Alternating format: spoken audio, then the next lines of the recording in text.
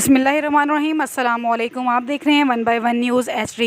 अहम खबर से आगाह करते हैं। ननकाना साहब DPO बिलाल इफ्तिखार की हदायत पर DSP ट्रैफिक राना शौकत जोया की ज़ेर निगरानी ट्रैफिक पुलिस स्कूल में ड्राइविंग कोर्स जारी है। ट्रेनिंग स्कूल में 2 हफ्तों पर मुश्तमिल जदीद दौर के मुताबिक ट्रैफिक कवानीन के मुतल्लिक आगाही और ड्राइविंग का कोर्स करवाया जाता है। ट्रैफिक पुलिस के काबिल और होनहार अफसरान कोर्स में ट्रैफिक के जदीद दौर के मुताबिक कवानीन से आगाही और ड्राइविंग सिखाते हैं।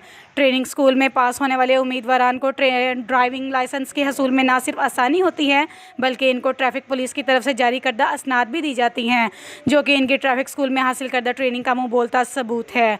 DPO ननकाना बिलाल इफ्तिखार ने ट्रैफिक पुलिस के ट्रेनिंग स्कूल में ड्राइविंग उम्मीदवारों में असनाद तकसीम की। कोर्स पास करने वाले उम्मीदवारों को ट्रैफिक पुलिस की जानिब से ड्राइविंग लाइसेंस भी जारी किए जा चुके हैं।